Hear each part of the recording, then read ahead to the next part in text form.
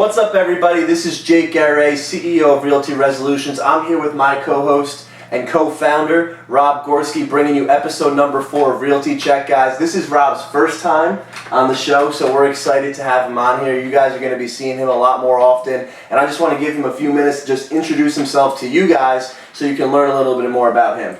What's going on, guys? My name is Rob Gorski. I really started getting involved in real estate probably when I was back in high school. I really took a kind of a vague interest in it then, but I really got more involved with it after I graduated college. Actually, Jake called me up. He recently got his real estate license. He really encouraged me to get mine. So for the past year or so, I've had my New York State real estate license, and I've also been working with an investor. He's been in the real estate investing side of things for the past 3 years now. So he's kind of taken me under his wing. So for the past year and a half, I've had both the agency side of real estate and also the investing side of real estate. So it's been a really big learning experience for me, and this is why really I like talking about this topic a lot, is because a question that as real estate agents we get is what's the price of my home? What's the value of my home? How much can I sell this for? And there's definitely a lot of different ways to go about this. I think Jake would agree as well. And I think one of my main recommendations is to first ask a local real estate agent And ignore Zillow. And probably ignore Zillow. And now Zillow, it's funny because we always joke about Zillow, but Zillow it's a good thing to take with a grain of salt when you're first looking up your house. Obviously everyone always bases a lot of things. Will Zillow say my home was worth this much? And Zillow's a great site. Right. It's just, it's not the most accurate information. Sometimes it could be wrong, and they have their own ways of coming up with things. And Exactly. Obviously what the market dictates and what your house is really worth, ultimately at the end of the day, the value of your home is only going to be determined once it's sold. The market always has the final say in what your house is worth. It doesn't matter what you think your house is worth. It doesn't matter how much money you've put into your house. Right. It doesn't matter that you've lived there for 15 years, you built it with your bare hands, and you love the home. Ultimately, the only thing that matters is, can you find a buyer at a price point which is going to determine that is the true value, or is it some other value that someone is willing to pay for your home? And that's with anything. Exactly what Jake said too. You can list your house and you might get a different price from 5 different people who walk in your house, might give you 5 different price points. And that's the same thing when you go, and call, 4 to 5 different agents. They're all going to give you a different price. They might all be based off, what their comps are, with what they use. And a great thing about using real estate agents is that they have access to a lot of tools that you might not have access to. They have access to the multiple listing service, so they can run multiple comparable sales in the area. They can tell you how many homes have sold within a quarter mile, half mile, even mile radius. If that's applicable. And they can also do things based off acreage, bedrooms, bathrooms, square footage. So they're going to have a pulse on the market for what each town is. Right. You could have 2 towns side by side with 2 similar homes. They could sell at 2 completely different price points for a multitude of different variables, whether it's easier commuting because of train stations in one town, or school districts. There's so many different variables, guys. So taxes are a big thing as well with schools. So I think the first thing that you have to understand when you look for the value of your home is understand the process. There's a couple of different variables and a couple of different things that you have to take into account before you even get into valuing your home. And the first thing is, like Rob said, you want to get hooked up with a realtor. Now, it's important that you have a realtor that you can trust, because if you are actually interested in selling your home and you're going to go through that entire process of having them do a comparative market analysis for you, a CMA, and they're going to pull comps, comparable sales in the area, and do all of these different things, and then present you with a listing presentation where they hope to list your home for you and then sell it, you have to understand that if you get 4 or 5 different realtors in that house, like he said, they could come up with 4 or 5 different ranges, and you might have one realtor who thinks your house is worth, for argument's sake, $300,000, and another one's telling you it's worth $260,000 to $270,000, and real estate agent number 1 just wants to get your listing, and then you're going to have 3 price reductions and put you in the same range, and now your house is on the market for 3 times longer. Exactly. So you really need to know that you can have a realtor that you trust, someone that you can build a relationship, build rapport with, and someone who has your best interests honestly in mind and doesn't want to just get that quick sale or that quick listing and then reduce your price 3 times. Because at least in our market, on average, a house that's listed at the right price and has 0 price reductions ends up selling for 97% of list price and within a 90-day span. And a house that has a minimum of 1 price reduction sits on the market for an average of almost 360 days and sells for around 85% of the list price. So right then and there you could see how big of a difference it makes that you get the proper pricing. So that's one of the things that you really want to take into account when you're looking at the value of your home. Now, other things that Rob brought up, things like number of bedrooms, acreage, things like that. I mean, you've sold a couple of houses recently, and those sales, how did you see those different variables affecting the price? Would you say that those are what would you say, I guess, are the key determining variables in your sales recently?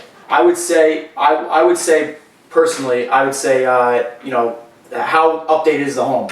Because a lot of people who are really interested in selling their house right away, they might think their house, is, the best thing that they've seen, but in reality, it might not be up to date with a lot of the homes in the area. So I think that might be number one. But I would say another big factor would be, neighborhood. Is it on a main street? Because you can't compare, like you were saying before, you can't compare a house on a main street compared to a house in a cul-de-sac or it's in a nice neighborhood. Especially if someone's, has a house, who's buying has 2 to 3 kids or starting a family, they might not want a house on the main street, and that's going to bring your home value down. But with houses I've recently sold, I would say, bed and baths do come into play, but not as well as yard size, acreage. I guess it would really depend on the size of the family and the number of people. The size of the family number, number of people. 3 or 4 people in the family, then they're not going to care as much if there's 4 bedroom as opposed to 5 or whatever it may be. 100%. It needs to be usable space. Yep, 100%.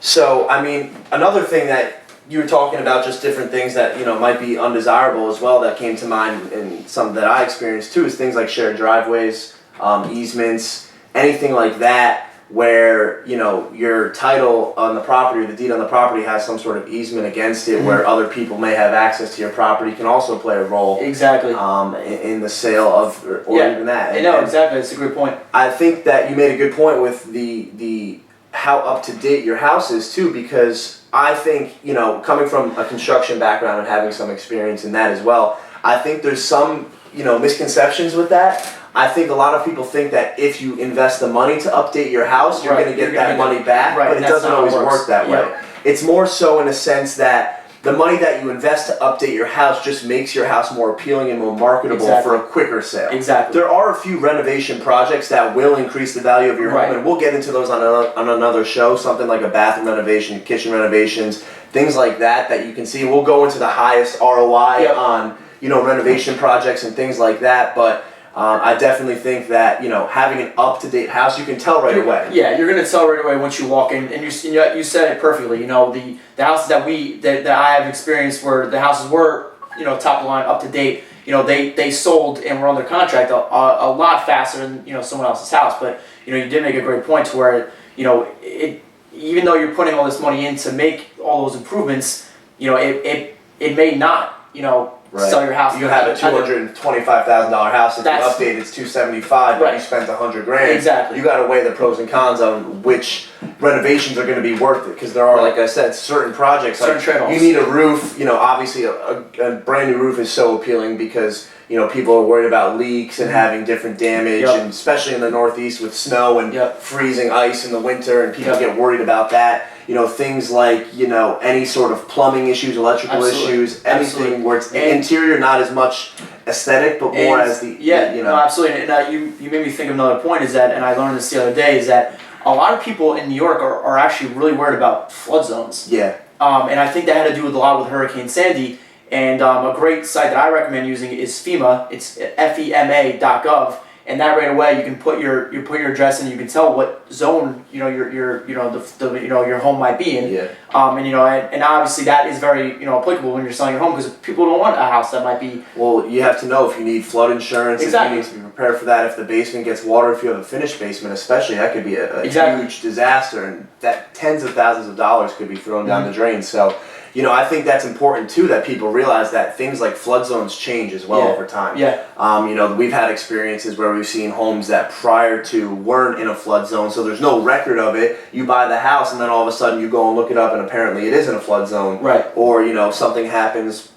Things like construction projects happening a quarter mile away can sometimes affect the flow of water and the different flood zones and things like that. So it's always important to keep that in mind when you're thinking about the value of your home, and then obviously resale value, and you know, because that's big. That's one of the biggest things I think that people really look at is the value of their home. Yeah. Because everybody buys the home, it's kind of like the common thing where everybody expects the home to appreciate, and that home value is you're building up equity, building up equity, building up equity, and you're paying off the interest on your mortgage, hoping that that interest level is going to be less than the amount that your home is appreciating, so that you actually can make some money there. Right. And we've seen back in 07, 08 that might not always be the case if you're buying a house that's overvalued. So now more than ever, I think people are more price conscious, right. especially with affordability the way it is, and the way the economy is and everything like that. I think people are being more and more, value conscious, and really trying to see, like we were saying before, if you're a family of four, do you really need 5 bedrooms? You don't. No. And you're seeing a lot of people less,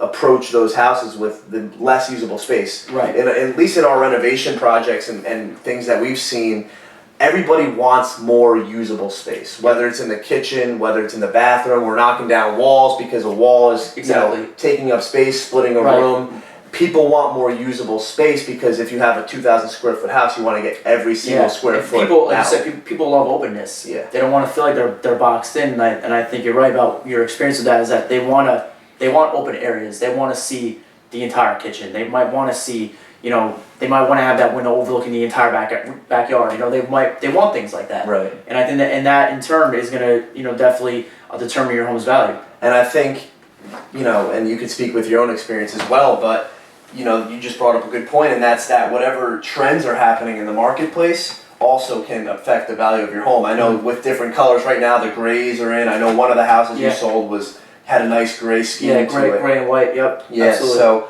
how have you seen at least different trends? Like maybe it's the style of the home, whether it's a colonial or a raised ranch or a Cape Cod. I know at least in our market here, colonials right now are kind of a little bit higher price point, but extremely popular, especially for new construction. Yeah, no, colonials same way in our area, Orange County specifically. Yeah, I think colonials are the way to go. You don't really see too many raised ranches, stuff like that as hot, but colonials are always, right now anyway. So that's an important thing too when valuing your home is learn what people are looking for in your market. Right. And have realistic expectations. I think that's something that you really need to take into account is your expectations, because how many times do you hear about some, my house is worth $350,000, but it's really worth $275,000. Right. And you have all these expectations when in reality you don't have any reason for them. So I think it's important that even if it's just to connect with a realtor, just to keep up to date on the value of your home and what's going on with the market, and learn, there's great times to sell and there's not so great times to sell. Right now, with inventory as low as it is, I think it's a great time if you have a house where you have equity and you want to, either move or whatever you're looking to do, and you are in a position where you're saying, should I sell now or should I sell in a year and a half? I think now is a good time to sell because you're seeing very, very, very low inventory rates. Yeah. And that's leading to, and the funny thing is with the low inventory is there's not as low, the demand ratio, the demand is still up there to where your housing prices are going up. So I think if you're looking for a value on your home, connect with a local realtor because they're going to be able to give you a really good idea of what's going on in your specific marketplace, because every marketplace is different. Always. I mean, you obviously have those common trends that go across the board, but in the end of the day, town to town it changes, you know, so it could change from county to county, state to state. That's why it's important to work with a local realtor, someone who's got a good pulse on the market and knows what's going on. And you can find that out. You can find that out through Zillow. You'll see who's local in the area. You'll see their ratings, who might have rated them. And what's cool about what I do like about Zillow is that you can't other agents can't rate you unless they've had outside professional experience with you. Right. So it's really going to be people. It's unbiased. It's unbiased. You're going to have people who like yourself, an average home buyer, average home seller, have connected with realtors before, and they've talked to them, and they've helped them out in whatever way possible. So those are reviews you're getting. Now let me ask you this, and we'll end it on this thought, and then ask the question of the day. What would you say? Walk us through your CMA process.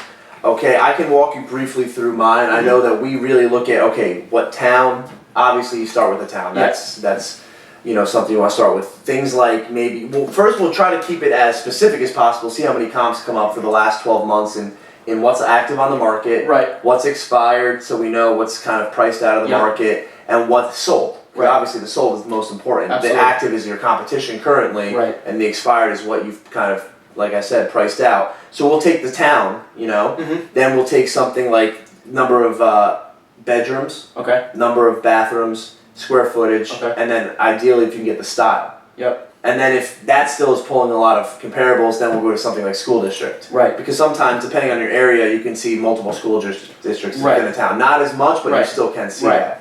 So I mean, I don't know. That's just from my experience and what we do. Yeah. What would you? No, that's definitely the same type of path I take. I also think it's important. What I do anyway is I do half-mile radius. This way I'm not getting Right. things in different, and I'll make sure too whether or not it's in that district or not, like you said. Right. Because it could be like you said, Two different school values districts. could be by school district. But yeah, I think a half-mile radius is correct. And sometimes you might have to go out 2 mile radius because there might not be enough home sales in your area based on that half mile. If you have a very unique home, it could be very difficult. Exactly, and that brings to the next. If you have a house that's on 2, 5, 10 acres of land, that's value. Right. Land in itself is value. So that in itself is value itself. So that could be different to something else that may be the same square footage and same beds and baths, but it might be on a 0.1 acres of land. Right. So that's always a thing I always look at too. Is that I always click the acreage just in case there is a lot of different home values in the area, and also if there's a lot of foreclosures in the area. That obviously is going to affect home value. It's going to bring home value down because banks are going to want to get rid of property faster, and they're going to price it at a lower price point. So I look at that also, but I'll make sure to exclude that. And keep in mind too, that's not all doom and gloom either. A lot of the banks, people don't even realize, the banks right now have such high inventory of foreclosures from the crash, and not to mention there was people who went into foreclosure 3 or 4 years later because of the recovery. During that recovery, people were still losing their jobs and losing their homes. So the foreclosure process can take up to 5 years, depending on you're still seeing it. You get some people get a good lawyer and they're in that house for 5, 6 years before they get out of there, and sometimes they even save the house. So you have to keep in mind we're seeing a very high inventory, but at the same time that means that the banks have money in the game. Yeah. Meaning they don't want to come in there and flood the market with foreclosures, crash the market, and then they lose money too. Exactly. So you're seeing them hold the properties longer. And what they're doing is hoping to make money on the sale 2, 3, 4 years down the road. And so, especially nowadays with lower inventory, they can come into the market and price the houses a little bit higher because they're pricing, still below what the market's dictating and still making the money. So it's all, like anything, it's give and take. And that's why, like I said before, I think it's important that you find that realtor who knows that market, because each market has different amounts of foreclosures, and then find a range. I think it's important that people kind of want to know like an exact number, but it's very, very difficult because of the fact that buying a house, it's not like buying a car where they're mass produced at different models and makes and different options. It's that each house is an individual house and it's very unique. So you're looking for that unique buyer who's looking for. It's always going to be a range. It's always going to be a range. Yeah, absolutely. So I think we've covered basically everything that you can think of with home value. If anybody has any questions, comment them below. Question of the day. I'll let Rob ask it. Putting you on the spot. Question of the day? Yeah. Oh man, I don't know. I don't even have one. You don't have a single question? I have no question. All right. Put me on the spot. Question of the day. I had a good question and I lost it in my mind. See, you should have asked it first. I guess I should have. Question of the day would be, what do you think the value of your home is compared to what you're seeing in the marketplace right now? So what I mean by that is, take a look at what you think the value of your home is, and then meet with someone who would be able to tell you what the true value is, and see if you're right. See if you have a good pulse on the market. Comment below and let's see if this helped you out. Knowing that, taking the information that we just gave you right now should be able to give you guys a good opportunity to get a pretty solid value on your home. So let's see what you guys come up with. Take it easy. Thanks, guys.